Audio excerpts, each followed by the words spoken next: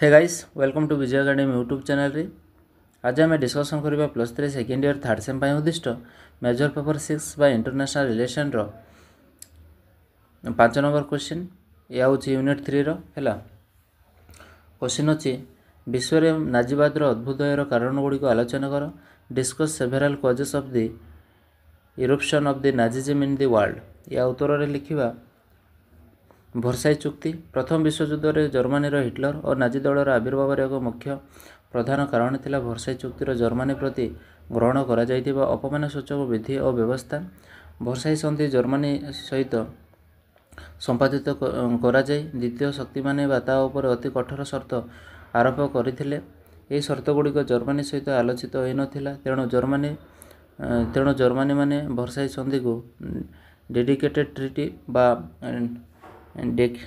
Dictate of भर्साई बोली कहा जाइथिला प्रथम विश्वयुद्ध पाई जर्मनी को संपूर्ण दायी करा जाय ताकू बहु परिमाण युद्ध रो क्षतिपूरण देबा पाई कहा जाइथिला फ्रांस को आल्सेस एवं लड़ाई पेरी देबा पाई मध्ये जर्मनी को निर्देश दिया जाइथिला जर्मनी अन्य केतेक अंचल मध्ये डेनमार्क और बेल्जियम पोलैंड चेकोस्लोवाकिया को अर्पण करिथिला एति सहित जर्मनी मध्य निरस्त्रीकरण करा जाइतिला बंधुक मनरे जर्मनी साक्षर आदाय करा जाइतिला पेरिस शांति सम्मेलन रे जर्मनी प्रतिनिधि मानक अपराधी परि व्यवहार प्रदर्शन करा जाइतिला प्रथम जर्मनी प्रति वर्षाई चुक्ति प्रति असंतुष्ट वितुष्ट होइतिला ई व्यवस्था को ध्वंस करने को जातीय अपमान प्रतिशोध नेबाई जर्मनी व्याघ्र होते से प्रतिशोध और प्रतिहिंसा परायण होउठिले जर्मनी मानकर यह मानसिक स्थिति नाजी दल और हिटलर उत्थान निमंते पथ प्रस्तुत करथिला भर्साई संधि परवर्ती समय जर्मनी प्रति फ्रांस व्यवहार और रूस अधिकार और अन्य अंतर्जातीय समस्या शांति मानकर घृणा और प्रतिहिंसा भाव को प्रशमित करने परिवर्ते वृद्धि कर जर्मनी जातिर उक्त मनोभाव को सठिक भाव में व्यवहार कर हिटलर तांकर नाजी दलर उत्थान कराइथिले जर्मनी उग्र जातीयतावाद उन्मेष जर्मन माने एक सम्मान गौरव प्रिय जाति से एक स्वाभिमानी जाति थिले एवं सेमानक जर्मनी हृत गौरव और प्राधान्यर पूर्ण प्रतिष्ठा निमित्त प्रतिज्ञाबद्ध थिले पुनः वर्षाईठारे होइथिबा जातीय अपमान एवं अवमाननार प्रतिशोध नेबाई निमित्त सेमाने कौनसी उत्सुक थिले प्रतिशोध नेबाई उत्सुक थिला जर्मनी मानकर मन मध्य उग्र जातीयतावाद उन्मेष घटीला सेमाने हृद गौरव पेरे आने से बलिष्ठ व्यक्तिर सन्धान रे थिले जी कि देशर सम्मान और समृद्धि फेड़े आनिबा हिटलर ठारे सेमाने सेही भली व्यक्तित्व पाइले जहाँठारे थिला एक दक्ष शक्तिशाली नेतृत्वर एवं जातीय सम्मान पुनरुद्धार निमित्त हिटलर जर्मनी मानक आशार आलोक देखाइले तेणु जर्मन जनसाधारण जर्मनी जातिर पुनरुद्धार निमित्त विश्व एक शक्तिशाली राष्ट्र रूपे परिणत होगापाई लक्ष्य हिटलर को उग्र आक्रमणात्मक नीति और पंथा को समर्थन करते जहाँफल नाजी दलर महानायक हिटलर को उत्थान सहज संभव हो पारिथिला कम्युनिस्ट आतंक यह समय रूसियार बल्सेविक आंदोलन सफलता और तत्पर कम्युनिस्ट मतवाद प्रचार और जर्मनी कम्युनिस्ट आंदोलन को प्रोत्साहन जगाई देइथिला सेमानक शक्ति वृद्धि करा जाइथिले 1930 मसीह जर्मनी पार्लियामेंट 77 जन कम्युनिस्ट सदस्य थिले ए संख्या 1932 मसीहार प्रथम निर्वाचन को 89 को एवं द्वितीय निर्वाचन 100 को वृद्धि होइथिला जर्मनी माने कम्युनिस्ट मानक अन्य मानकर अधिक विपद बोली भाबुथिले नाजी मानकर वार्ता थिला जे जदि तांको दल पराजित हुए तेबे जर्मनी आउरी 10 नियुत कम्युनिस्ट सृष्टि हेब कम्युनिस्ट मानक भयर शिल्पपति पुंजीपति वित्तशील गोष्ठी नाजी दल को साहाय्य करथिले अंतर्जातीय स्तर में कम्युनिस्ट मानक प्रचार और प्रसार भयर अन्य देश मानक हिटलर को उत्थान को अपरपक्ष साहाय्य समर्थन करते कम्युनिस्ट मानक रूसिया विरोध में हिटलर जर्मनी को व्यवहार कर कम्युनिस्ट मानक प्रभाव ह्रास करने से उद्देश्य थिला सेमानक ए मनोभाव को हिटलर निजर उद्देश्य साधन व्यवहार करते इंग्लैंड और फ्रांस ଫ୍ରାନ୍ସଲେ ହିଟଲରଙ୍କ ପ୍ରତି ସନ୍ତୁଷ୍ଟିକରଣ ନୀତି ଅବଲମ୍ବନ କରିଥିଲେ। କମ୍ୟୁନିଷ୍ଟଙ୍କ ମତବାଦ ଏପରି ଭାବରେ ହିଟଲର ଓ ନାଜି ଦଳର ଉତ୍ଥାନ ନିମନ୍ତେ ପ୍ରଭୂତ ସାହାଯ୍ୟ କରିଥିଲା। ଆର୍ଥିକ ସଙ୍କଟ। ଯୁଦ୍ଧୋତ୍ତର ଜର୍ମାନୀର ଆର୍ଥିକ ସଙ୍କଟ ନାଜି ଦଳର ଅଭ୍ୟୁଦୟ ପାଇଁ ଅନୁକୂଳ ପରିସ୍ଥିତି ସୃଷ୍ଟି ହୋଇଥିଲା। କୃଷି ତଥା କୃଷକର ଉନ୍ନତି କରିବା ନାଜିମାନଙ୍କର ଲକ୍ଷ୍ୟ ବୋଲି ଜର୍ସରରେ ପ୍ରଚାର ହେବା ଫଳରେ ନାଜିବାଦର ସମର୍ଥନ ସଂଖ୍ୟା ବୃଦ୍ଧି ପାଇଲା।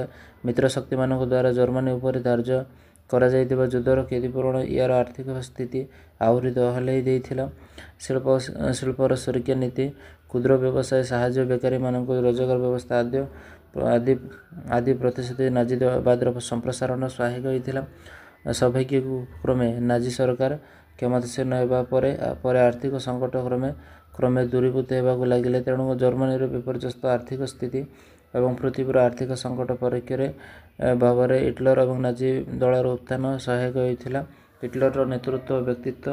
ଜର୍ମାନୀରେ ନାଜିବାଦର ଉତ୍ଥାନ ପାଇଁ ଆଡଲଫ ହିଟଲରର ବ୍ୟକ୍ତିତ୍ୱ ଓ ନେତୃତ୍ୱ ବହୁ ପରିମାଣରେ ଦାୟୀ ଥିଲେ। ହିଟଲରଙ୍କର ସାଂଗଠନିକ ଦକ୍ଷତା ଏବଂ ରାଜନୈତିକ ବିଜ୍ଞତା, କୂଟନୈତିକ ବିଚକ୍ଷଣତା, ବାସ୍ତବ ଦୃଷ୍ଟିଭଙ୍ଗୀ ଓ ଅନ୍ୟାନ୍ୟ ସାଧାରଣ ଥିଲା। ତାଙ୍କ ବଳିଷ୍ଠ ନେତୃତ୍ୱ ଯୋଗୁଁ ନାଜି ଦଳର ଉତ୍ଥାନ ହେଲା। ବେନ୍ସ ଲେଖିଛନ୍ତି, ହିଟଲର ଥିଲେ an adept psychologist, clever, damages and the master showman. He was the resourceful of the another. ଛାଡ଼ ଏଟା। ହିଟଲର ନିଜର ଲିଖିତ ମୋର ସଂଘର୍ଷ ମାଇ କ୍ୟାମ୍ପ ପୁସ୍ତକରେ ନିଜର ଆଭିମୁଖ୍ୟ ପ୍ରକାଶ କରିଥିଲେ। ପ୍ୟାରିସ ଚୁକ୍ତିରେ ଜର୍ମାନୀ ପ୍ରତି ହୋଇଥିବା ଅନ୍ୟାୟର ପ୍ରତିଶୋଧ ନେବାକୁ ସେ ଜର୍ମାନୀର ଯୁବ ସମାଜରେ ଉତ୍ତେଜିତ ହୋଇଥିଲେ। ହିଟଲରର ନେତୃତ୍ୱରେ ନାଜି ଦଳ ଏକ କ୍ଷୁଦ୍ର, ଅପରିଚିତ, ଅନାମଧେୟ ଗୋଷ୍ଠୀକୁ ମଧ୍ୟ ଏକ ମହାନ ରାଜନୈତିକ ଦଳରେ ପରିଣତ ହୋଇଥିଲା। ସେ ଜନସାଧାରଣଙ୍କ ସମ୍ମୁଖରେ ଆକର୍ଷଣୀୟ ଯୋଜନାମାନ ପ୍ରସ୍ତୁତ କରି ଉପସ୍ଥାପନ କରି ସେମାନଙ୍କର ସମ୍ପୂର୍ଣ୍ଣ ସମର୍ଥନ ଓ ସହଯୋଗ ହାସଲ କରିବା ପାଇଁ ସକ୍ଷମ ହୋଇଥିଲେ। ସେ ଜଣେ ଦ୍ରୁତ ଏବଂ ସଫଳ କୂଟନୀତିଜ୍ଞ ଥିଲେ। ସେ ବାରମ୍ବାର ଦେଶବାସୀଙ୍କୁ ସୂଚାଇ କହୁଥିଲେ, ପ୍ରଥମ ବିଶ୍ୱଯୁଦ୍ଧ ଜର୍ମାନୀ ପରାଜିତ ହୋଇନଥିଲା। ଯେଉଁମାନେ ଜର୍ମାନୀ ଜାତି ପ୍ରତି ବିଶ୍ୱାସଘାତକତା କରିଥିଲେ। ହିଟଲରର ବ୍ୟକ୍ତିତ୍ୱ ଓ ନେତୃତ୍ୱ ହିଁ ପ୍ରକୃତରେ ନାଜି ଦଳକୁ କ୍ଷମତା ହାସଲ କରିବାରେ ସଫଳ ହୋଇଥିଲା। ଅନ୍ୟାନ୍ୟ କାରଣ। ବୈଦେଶିକ ବ୍ୟାପାରରେ ଜର୍ମାନୀ ଏକ ବଳିଷ୍ଠ ନୀତି ଅନୁସରଣ କରିବା ଉଚିତ ବୋଲି ଦେଶବାସୀଙ୍କୁ ଅଭିମତ କରିଥିଲେ। ଆପୋସ ରାଜିନାମାରେ ଯୁଗ ସମାପ୍ତ ହେଉ ଏବଂ ଜନସାଧାରଣଙ୍କ ସରକାରକୁ ପ୍ରତିଷ୍ଠା କରିଥିବା ନେତାମାନେ ବିଶ୍ୱାସଘାତକତା ଏବଂ ଦୁର୍ବଳ ନୀତି ପାଇଁ ଦଣ୍ଡାୟମାନ ହୁଅନ୍ତୁ, ଏହା ସେମାନେ ଚାହୁଁନଥିଲେ। ଗଣତନ୍ତ୍ର ପଦ୍ଧତି ଏବଂ ପାର୍ଲାମେଣ୍ଟ ଶାସନ ବ୍ୟବସ୍ଥାକୁ ସେମାନେ ଗ୍ରହଣ କରିବାକୁ ଅନିଚ୍ଛୁକ ଥିଲେ। ସାମ୍ରାଜ୍ୟକାଳୀନ 1918 ମସିହାର ପୂର୍ବାବସ୍ଥା, ଜାତୀୟ ପତାକା, ଆକର୍ଷଣୀୟ ସାମରିକ ପୋଷାକ, ପରମ୍ପରା, ନୀତି ଓ ନିୟମକୁ ପରିତ୍ୟାଗ କରିବାର ଜର୍ମାନୀରେ ଆଦୃତ ହୋଇନଥିଲା। ବିଶ୍ୱବିଦ୍ୟାଳୟର ଛାତ୍ରଛାତ୍ରୀ, ରକ୍ଷଣଶୀଳ କୃଷକ, ସମ୍ଭ୍ରାନ୍ତ ସମ୍ପ୍ରଦାୟ, ଅଭିଜ୍ଞ ସୈନିକ ଏବଂ ଜର୍ମାନୀ ଜାତିର ଗୌରବମୟ ଐତିହ୍ୟ ଉପରେ ଆସ୍ଥା ପ୍ରକଟ କରିଥିବା ନାଗରିକମାନଙ୍କ ମନରେ ୱେମେରୀ ସରକାର ପ୍ରତି ଶ୍ରଦ୍ଧା ଓ ସମ୍ମାନ ନଥିଲା। ଏହି ମନୋଭାବର ସୁଯୋଗ ନେଇ ନାଜିମାନେ ବକ୍ତୃତା, ପ୍ରସାରପତ୍ର, ସଙ୍ଗୀତ, ପୋଷାକ ଓ ଉତ୍ସବ ସମାରୋହର ମାଧ୍ୟମରେ ସେମାନଙ୍କର ଜାତୀୟ ଶୃଙ୍ଖଳା, ଜର୍ମାନୀ ଜାତିର ପବିତ୍ରତା, ମହତ୍ତ୍ୱ, ଜିଉ ଜାତି ପ୍ରତି ବିପଦ ନୀତି ଏବଂ ହିଟଲରଙ୍କ ଅସାଧାରଣ ବ୍ୟକ୍ତିତ୍ୱ ସମ୍ପର୍କରେ ଅବିରତ ଭାବରେ ପ୍ରସାର କରିଥିଲେ। ସେମାନଙ୍କ ପ୍ରସାର ଆଶାତୀତ ଭାବେ ସଫଳତା ଲାଭ କରିଥିଲା, କାରଣ ଜର୍ମାନୀମାନେ ଉପଲବ୍ଧି କରିଥିଲେ ଯେ ହିଟଲର ଓ ନାଜିମାନେ ଗ୍ରହଣ କରିନଥିଲେ ସେମାନଙ୍କ ମଧ୍ୟରେ ଅନ୍ୟ ପନ୍ଥା ଥିଲା। ଆର୍ଥିକ ସଙ୍କଟ, ଅପମାନିତ ବୈଦେଶିକ ନୀତି। ତେଣୁ ଉତ୍ସାହର ସହିତ ନାଜିବାଦକୁ ଗ୍ରହଣ କରିବାକୁ ସ୍ୱାଭିମାନୀ ଜର୍ମାନୀ ଜାତି ସପକ୍ଷରେ ସ୍ୱାଭାବିକ ଥିଲା। ଉପରୋକ୍ତ କେତେକ ମୁଖ୍ୟ ଏବଂ ଉଲ୍ଲେଖନୀୟ କାରଣ ଜର୍ମାନୀରେ ହିଟଲରମାନଙ୍କର କ୍ଷମତାର ଅଧିକାର କାର୍ଯ୍ୟକୁ ସାଫଲ୍ୟ ମଣ୍ଡିତ କରିଥିଲା। ଜର୍ମାନୀମାନଙ୍କର ମନସ୍ତାତ୍ତ୍ୱିକ ସ୍ଥିତି ଏବଂ ବୈଦେଶିକ ନୀତିର ଆର୍ଥିକ ଅବସ୍ଥା ଥିଲା। ଆନ୍ତର୍ଜାତୀୟ କୂଟନୀତି ଓ ବୈଦେଶିକ ସମ୍ପର୍କ ହିଟଲରଙ୍କର ଅଭ୍ୟୁଦୟର ନିମିତ୍ତ ଏକ ପ୍ରକୋଷ୍ଠ କ୍ଷେତ୍ର ପ୍ରସ୍ତୁତ କରିଥିଲା। ଏହା ଥିଲା 5 ନମ୍ବର କୋଶ୍ଚିନ୍। ପରବର୍ତ୍ତୀ ସମୟରେ 6 ନମ୍ବର କୋଶ୍ଚିନ୍ ଡିସ୍କସନ୍ କରିବା।